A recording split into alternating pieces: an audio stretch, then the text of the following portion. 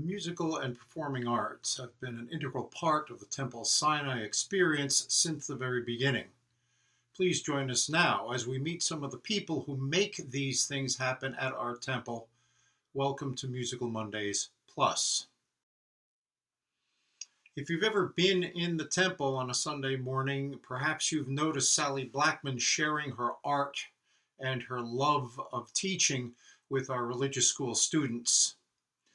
David Eisner caught up with her recently to talk with her about her art, and here they are.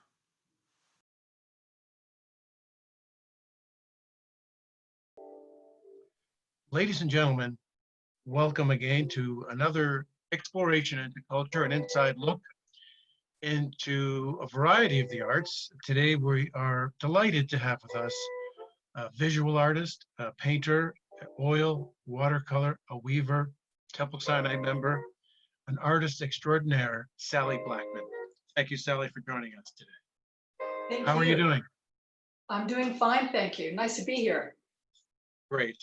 How you been coping with COVID? Has it been a productive time or? I'd say it hasn't been as productive as I would like. I've done a lot of walking, a lot of reading, a lot of TV watching. I have done some work at home, but I miss my group I usually paint with. And for me, that makes a big difference. Right. It is interesting as all of our lives has sort of been changed in a dramatic fashion, slowed down to almost stopping, and what that does to us, whether it will ultimately re-energize us and sort of change our creative capacity in some way. Well, I also think it's a learning opportunity because when there's nothing to do, I tend to do nothing. So I have to find ways to give myself energy and focus on something and do work. Be productive, right. Be productive, yeah. Let's start a little bit from the beginning. You grew up in the United States? I did.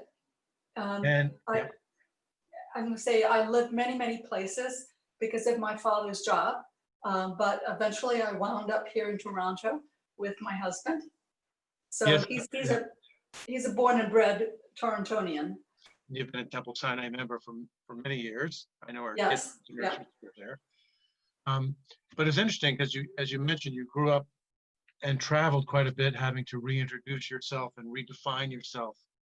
And I wonder if that played any role before you went to Aquinas College in Michigan to study the arts. And was that, did you know before going into college that you were going to be an artist, or you just wanted to explore it?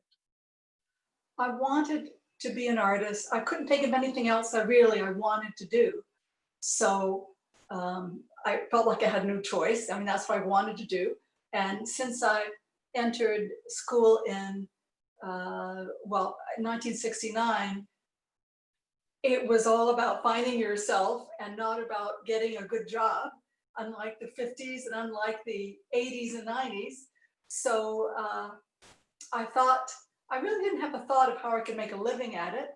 Now I would tell people who are going into art to get a double major and have something practical they can fall back on or use with their art, like something like PR or something, you know. Another avenue of revenue connected maybe to the arts. It yes. is fascinating. People ask me, how do you, I'm an actor with the Harold Green Jewish Theater Company, and they ask, how do you get started in acting? And I always tell them, or advice as an actor, you really have to have no choice, because right. if you have a choice, you'll get out. Yeah. And the people who really want it the most, that don't have a choice, are the people that stick it through and tend to succeed. Although, as you say, you have to make a living as well, something peripheral that's connected. So it's advice. So how has weaving been part of your life from the beginning as a teenager? No, it wasn't. It was actually after I got my fine arts degree that I decided that I wanted to do something that could make money. And I thought, well, everyone wears textiles, so it's got to be someone who designs them. And I was taking a weaving course after I graduated, and I thought, well, I could do that, you know. So I went to the Philadelphia College of Textiles and Science, and I got a certificate in textile design. And I worked for several years in the textile industry in New Jersey. But it wasn't that creative. Also at the same time, I had continued my relationship with someone I met in Philadelphia who was going to school there, who was from Toronto. And so we knew each other for 2 years in Philadelphia, and then we were apart for 2 years when I was in New Jersey and he was in Toronto. And during that time, we got engaged, and I came up, I got married, and I've been in Toronto 32 years, which is more than I've lived anyplace else Wow. in my life. Sometimes things are but shared, as they say, or they end up being that way. And it is remarkable, the resilience that artists have to have. You mentioned like commerce and art. You went back to school to figure out maybe weaving might give you some income of some kind.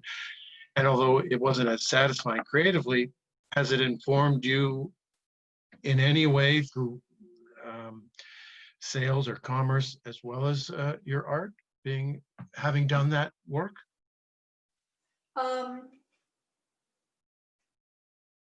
I think that I had an idea that if I moved up here, I could still be in part of the textile industry by doing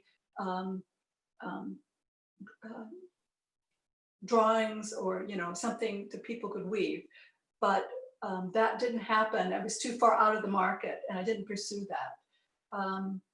I just think that even when you're doing something that is market oriented, it's still very hard to make a living unless you're actually employed someplace and you want to stay there and it works out. But I think making a life as an artist is very hard. But I do enjoy, I've enjoyed everything I've done, from weaving, quilting, painting, drawing, ceramics. I've enjoyed everything. So I feel like now painting is my focus, because I have people that I paint with and a group, and it also suits my personality because I can paint very fast and I can do the size I want, and so I don't have to do something detailed like some people enjoy to do. Mine are fairly fast. I like impressionistic type paintings. I wouldn't say I'm a true impressionist, but I'm influenced heavily by them. And so I like motion in my pictures. I like, I'm gonna say geometry, but my pictures now are not geometric, but they have some sort of structure to them with horizontals and verticals and diagonals and then maybe pyramid shape, or, you know, there's that kind of implied shapes in my paintings that give it structure that's important. Fascinating. And we're going to jump back and forth with the timeline, but let's talk about some pictures. I know sometimes you paint with jazz. Yes. And that influences in a very subtle sort of background way. I'm going to play a little jazz as we talk about, is this, let me see, the painting that's behind you, was that the trip from Temple Sinai to Israel? Yes, it was. It was a family trip several years ago. Right. And this is up in the north, near the Golan Heights, I believe. And it was a road. So it's a typical landscape in the sense there's the horizon and then there's a diagonal leading back. Mm. But the colors are very nice. Like I've done a lot of landscapes from Ontario or in Canada. And I love these colors because they're so different from what we see every day. It's interesting how one as an artist connects with nature. You took a picture of that and then went home and painted it? But, yes, I took photographs there, yes. And I've done some work plein air, but there's always wind or sun or rain or something to interfere. So I'd rather just go out and take photos, then come home and look at them and decide what I want to paint. And I still have the feeling of how I felt when I was there, because I feel at peace when I'm out without people, just looking at the landscape, the wilderness, and that's the kind of thing I like to paint. And I think there's a lot of peace in my paintings. Now this one has a lot of brush strokes going on, so it might not be as peaceful as some, but I still get that feeling of belonging when I'm out in the landscape. Can we take a look at another one of the Israeli pictures? Do you want to see more then? Yes, I'd love to. Okay.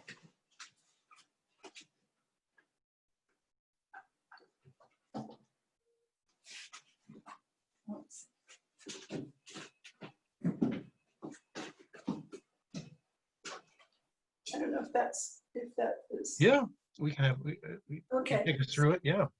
So this one is Masada up at the top. So this is some of the ruins, and I've emphasized some of the rocks. As you know, Israel's main chief crop is rocks, I believe. They're everywhere, and they really inform the landscape with make it interesting and make it different from Ontario. We don't have this kind of landscape, and it's just refreshing to see something new. Our trip was in August, so it was very, very hot and very arid, very dry. I don't know, some places where we went, I'm sure there's a lot more foliage in the spring and summer, but some of the paintings that I did are from the Judean desert, which is like right around the area of the Dead Sea.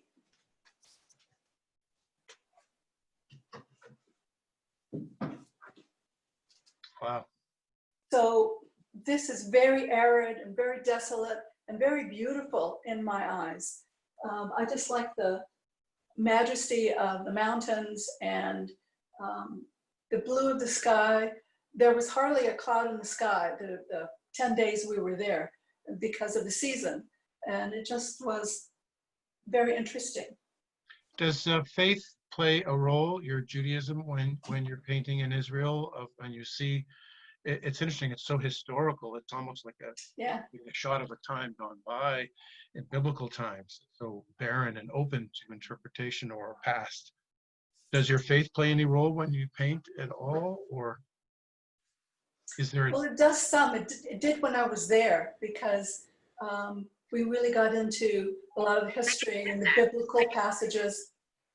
But I don't know. It was very interesting to be there, and of course some places were very moving, because you went to Yad Vashem. Yad Vashem, and just, I don't know, just and the wall, just amazing to think how old that is, and all the history of Jews, and the whole city is a whole history. And you just walk down the street and you see where they were going to build a building, but instead they left a big hole because they found another archaeological site. Wow. And so they left it as a little park. Just everywhere there's history. It's amazing. Let's take a look at one more picture of Israel, if you have it right there. And I'd love to ask you how emotion and a story, when you paint, comes into play. Is that in your mind, of telling a story, where you want the eye to go, and an emotion? Yes, not a story in the narrative sense, right? With the landscapes, but there's a good composition always has some kind of focus, perhaps something different. Sometimes it's a color, sometimes it's just something that your eye can focus on. And I guess in this one, you could say a tree maybe is the focus, but also have this sign, which you can't read, but there was a sign in Hebrew. And even though the whole composition is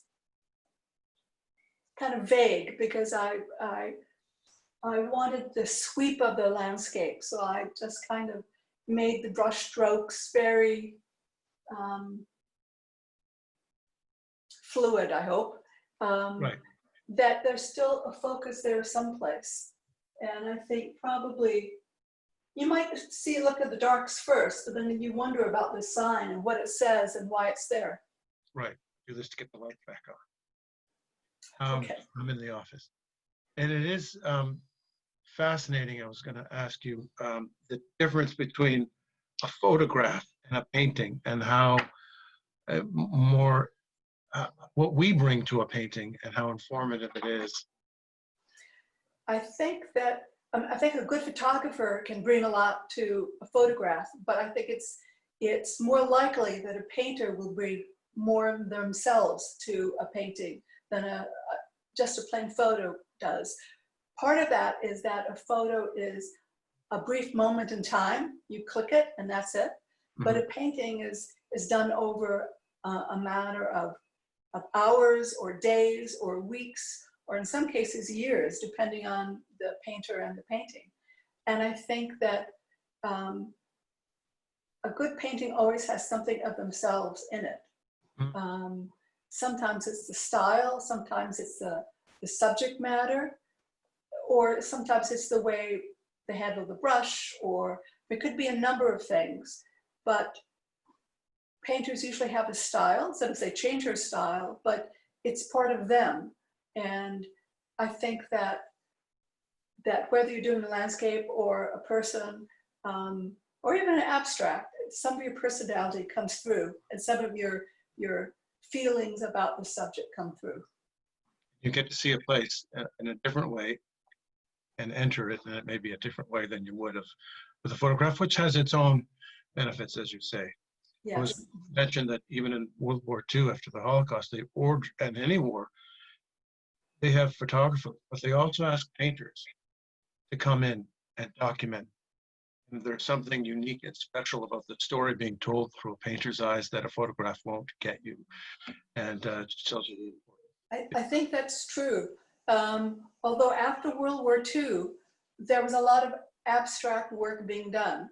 And you could say, well, that was the fashion. But part of it was, I think, that it was hard for people to come up with any kind of realistic work that could capture all the devastation of the Holocaust, of World War II, that it was just so overwhelming that it was hard to put that into a painting.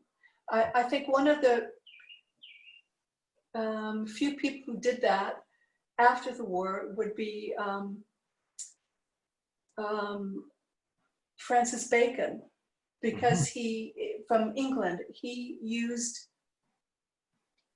was somewhat abstract, but he also used the figure, and he kind of distorted it, and there was a lot of pain in his paintings. And that's the only person offhand I can think of that really said something about the human condition after World War II that addressed that. Wow, fascinating. So that's Israel. You have lots of paintings to show us. I'd love to. Did you want to go with some more oil, or did you want to start with doing some watercolor? Whatever you prefer. You want to go to Ontario? Okay, we'll do some Ontario ones.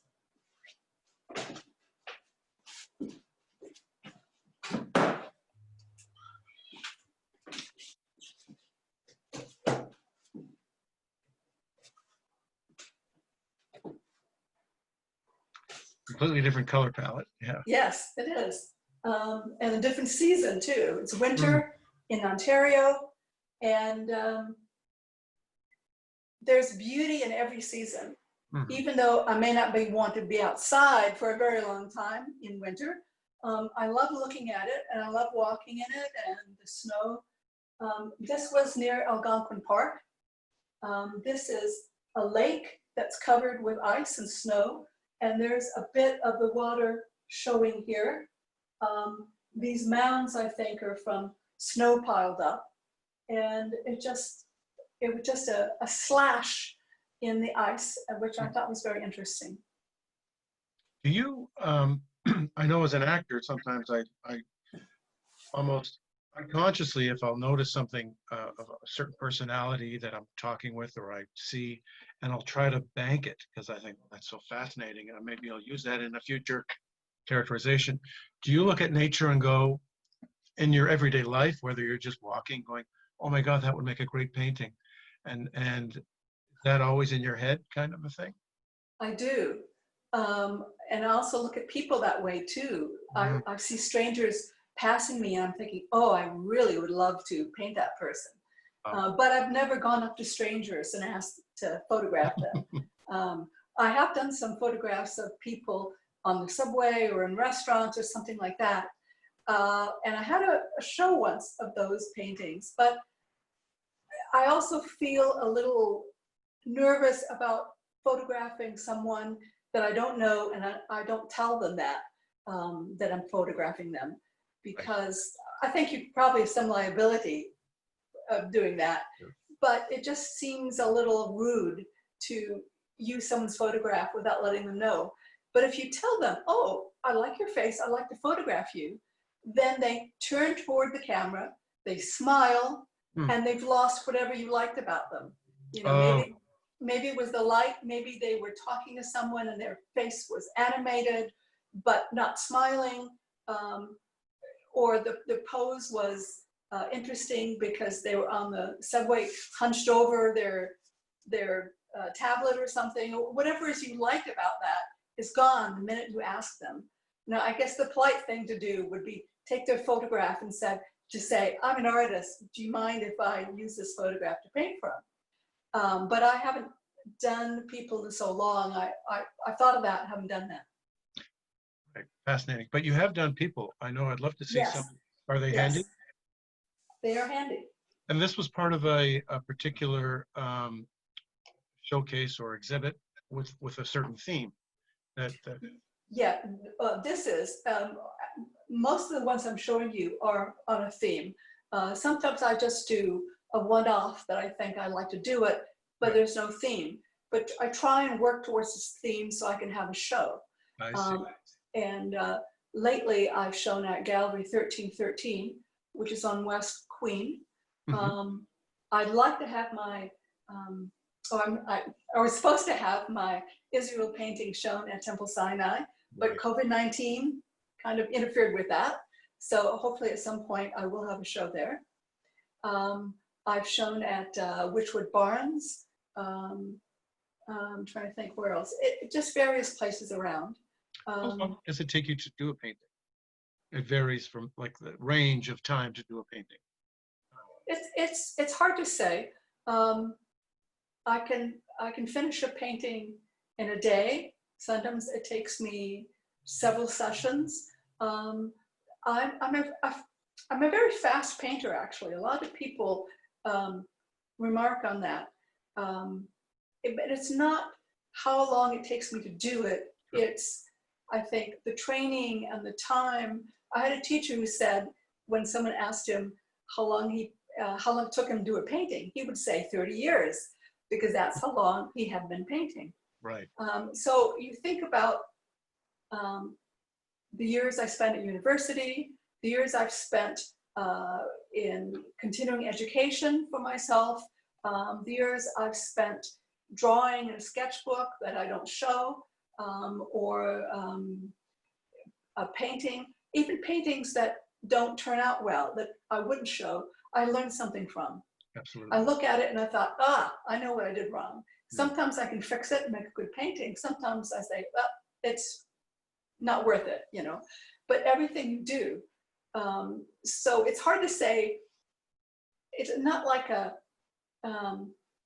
You don't have a finite amount of time, but approximately it could be anywhere from a day, as you say, and it continues on. It could be a series of days to find what yes, you wanted. yeah. And I'm going to ask you something crass here, but it's interesting to our viewers. What is the range and price of that you ask for paintings? I guess I have, well, I guess one that's about 12 by 12. I think I've sold between $100 and $200. Some of my large ones I've sold for $500. So Very reasonable for the work. Yeah. color. Yeah, I think so. But Yeah. I'm always on to the next painting. It's like Sally, I I'm love going it. to come to read you, by the way. I love the We're going to paintings have to I've price done, it. Yeah. but I like to sell them because I don't have room in my house after a while, because I'm on to something new. There's always favorites that I keep around my house that I wouldn't sell because I like them. But in general, I'd rather sell more paintings at a lower price than sell one or two at a higher price. That's very true. I also think that people deserve original paintings. That I know when I had no money, I would have prints of famous artists on my walls. Well, now I'd rather have something that someone did instead of just a print of Picasso or Matisse or somebody like that. So I think other people should, I think people who aren't rich should be able to afford paintings too. Well said, and thank you for that comment. Let's talk about watercolor and another Okay. medium, and what the differences between the two. Oil painting is opaque, and it doesn't have to be bright colors, but often it's bolder colors. And they're usually much larger than many watercolors. And the light that is in an oil painting comes from, I guess, the colors you use, but also light reflecting off the surface that's there. Whereas a watercolor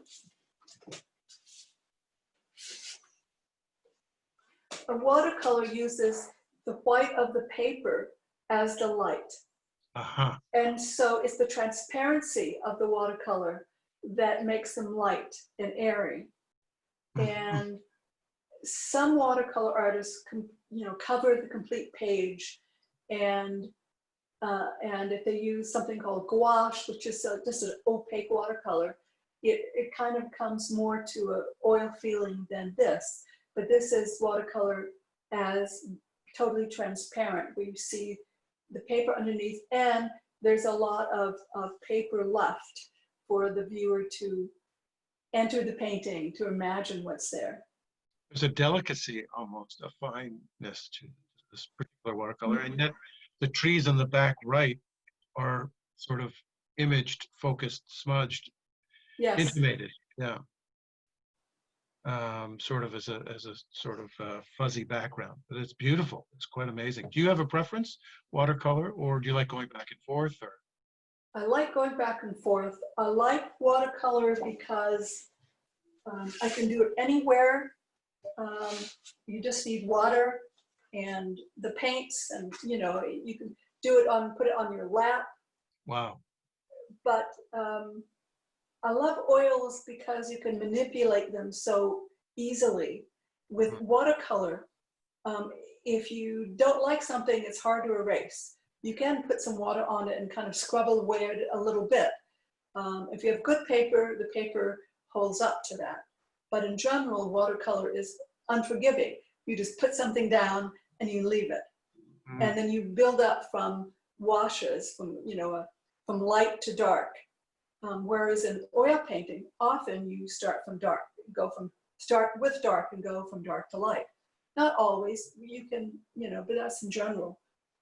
So again, this is winter and a lovely scene, and it is, there's something so beautiful about winter, very stark. There's something beautiful about every season, pretty much. And you use the white so beautifully. The paper just is able to tell the story. Yeah, and the white comes in. The white is snow, but it comes in through the edges, and it just makes it more interesting. It's not as... Sorry to interrupt you. Go on. Go ahead. No, it's interesting also, you talked about geometric lines, where there's a road or path and the trees are going one way, and then you have... Yes. I kind of like, I like asymmetric compositions. So I look for something that's not straight across, or occasionally I change it. If it's straight across, I might slightly change it so there's some interest to it. Right. So this is another Israel painting, except it's a watercolor. Lovely. Wow. Where was this? This again with the Judean hills near the Dead Sea. Beautiful, completely different feel. Yeah. Yeah. And that's why it's nice to go back and forth between watercolor and oils, because it is a different feel. Mhm. The oils, though, to me, it's a big hassle to take them outside and work with them because you have to take so much. Watercolor, it's much more portable. And luckily, I like watercolor, so it works out. Nice bit of compliments. I know in acting, film, and stage, there's an intimacy to film, and you're only doing Yes. moments. Yes, and Where it's these like- are very much more intimate than the oils are. I don't Right. know if It this is is coming the out. whole thing. Look beautiful. That's Ontario by a lake? Ontario, yes. Gorgeous. The reflection in the water. Then I'll show you one of my Yes, I'd portraits love that I to get, did. yeah, that is so fascinating. Capturing a man. And you mentioned about how the viewer takes his own story when he comes into a painting out, as far as his expression and his thoughts and his, you don't necessarily Yes. have to be finite telling it, let the viewer in. People often, they like something either they've seen before or reminds them of something. Mm. Or perhaps there's someplace they would like to go if it's a landscape, or sometimes they'll see someone and say, I would like to know that person. And they kind of often make up a story about it, just unconsciously, just thinking about what is that person doing or why are they looking like that. I think that's all the watercolors I brought down. But I'd love to see some more of the people, if you have them Okay. handy. With, I know you know, put the lights back on. You have some with in a restaurant, and they're fascinating.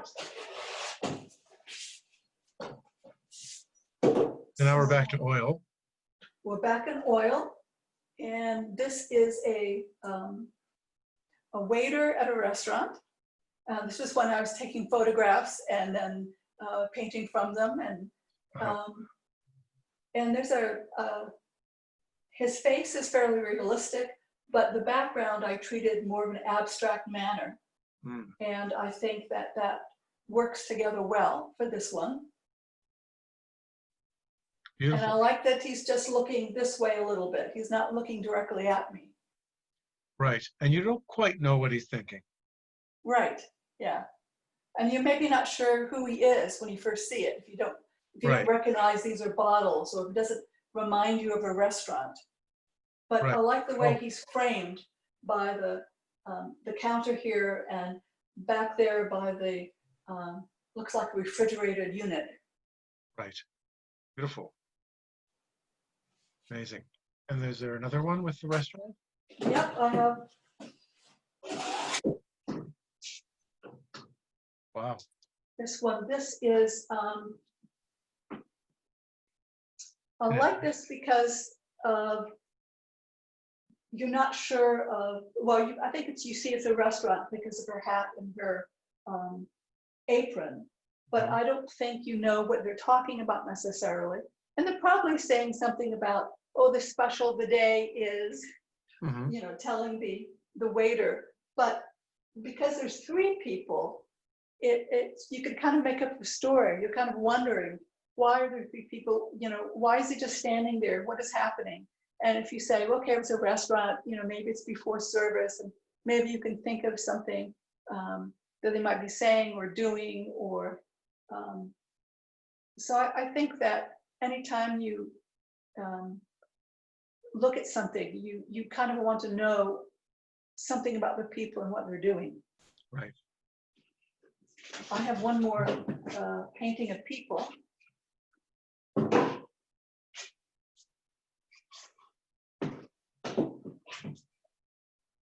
Wow. Yeah, this one.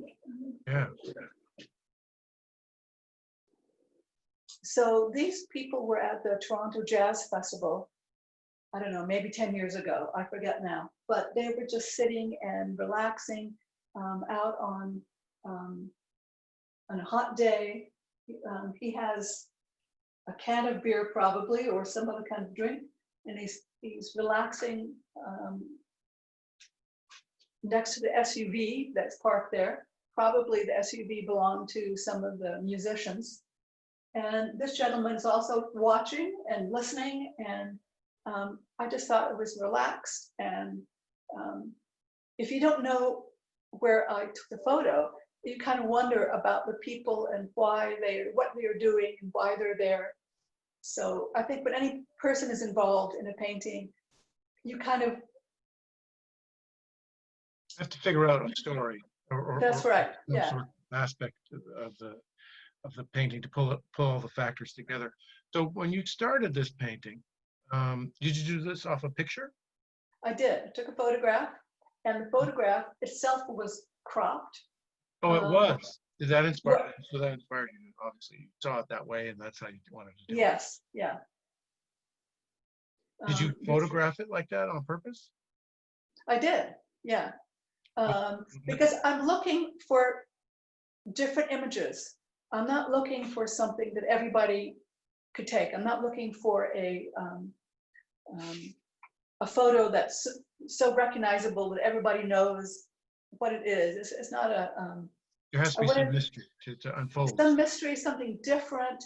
Otherwise, why should I paint it? I could just leave it as a photograph, or why paint it at all if I don't bring myself to it and another way of looking at it. Fascinating. And this was a while ago, or you said it? This one was a while ago, yes. Right. It's beautiful, gorgeous. Certain Thank feeling you. that you get from it. I also have some. Where did I put them? Some abstracts, if you'd like to see them. Sure, absolutely. And you like exploring the different styles of painting? I do. When I was first in art school, I did almost all abstracts because that was the style then, right? In the the 70s, that's what everybody was into. But now I like to change up my style and do a lot of different things, and it keeps me fresh, I think, by changing media and changing styles. Well, not styles, but I guess changing the way I approach a painting.